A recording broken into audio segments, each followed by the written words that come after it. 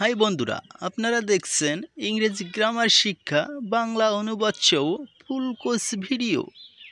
আমাদের আজকের ভিডিওর বিষয় হচ্ছে ইংরেজি গ্রামারের পার্সন, পুরুষ, সিলেবল, শব্দ অংশ নিয়ে বিস্তারিত আলোচনা। পার্সন, পুরুষ।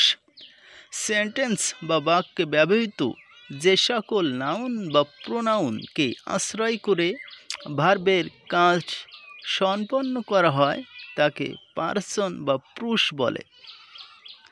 পার্সন এর প্রকারভেদ। পার্সন তিন প্রকার, যথা ফার্স্ট পার্সন উত্তম পুরুষ, সেকেন্ড পার্সন মধ্যম পুরুষ, থার্ড পার্সন নাম পুরুষ। ফার্স্ট পার্সন উত্তম পুরুষ।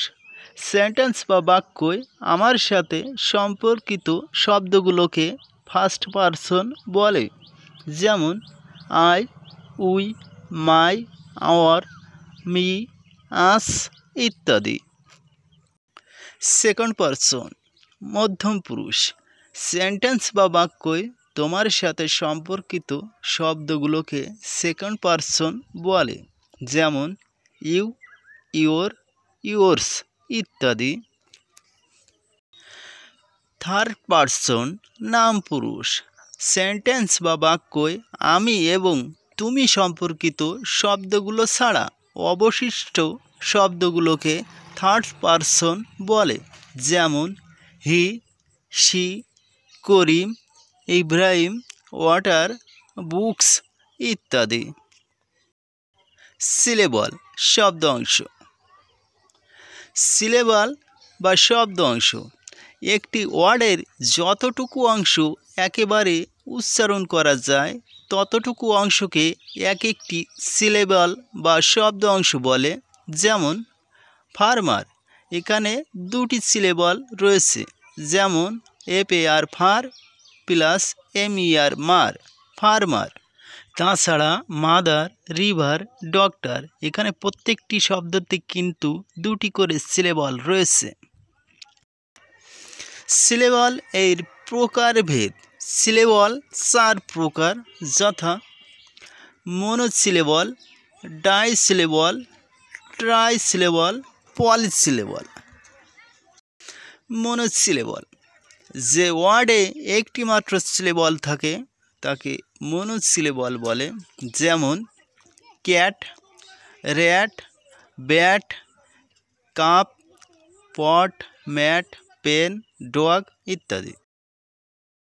ড্রাই সিলেবল, যে ওয়ার্ডে দুটি সিলেবল থাকে তাকে ড্রাই সিলেবল বলে, যেমন MOTHER মাদার, এই মাদার শব্দটি কিন্তু দুটি সিলেবল নিয়ে গঠিত, যেমন MO একটি সিলেবল, THER দার আরেকটি সিলেবল। তাছাড়া বেবি, ডক্টর, ব্রাদার, এখানে প্রত্যেকটি শব্দই কিন্তু দুটি সিলেবল নিয়ে গঠিত। ট্রাই সিলেবল, যে ওয়ার্ডে তিনটি সিলেবল থাকে তাকে ট্রাই সিলেবল বলে, যেমন স্যাটারডে, এই স্যাটারডেটি মূলত তিনটি সিলেবলে বিভক্ত, যেমন SA একটি সিলেবল, TUR আরেকটি সিলেবল, DAY ডে আরেকটি সিলেবল, মোট তিনটি সিলেবল মিলে স্যাটারডে। এছাড়া ইস্টারডে, বিউটিফুল, অ্যাম্ব্রেলা, এখানে প্রত্যেকটি শব্দই কিন্তু তিনটি করে সিলেবল নিয়ে গঠিত।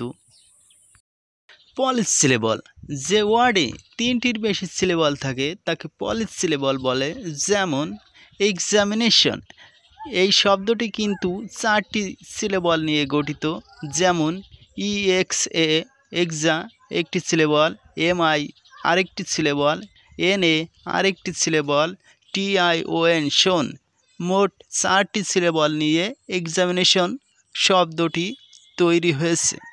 তাছাড়া রিসিপ্রোকাল, কম্পারেটিভ, ইউনিভার্সিটি, স্যাটিসফ্যাকশন, এখানে প্রত্যেকটি শব্দই কিন্তু চারটি করে সিলেবল দ্বারা গঠিত,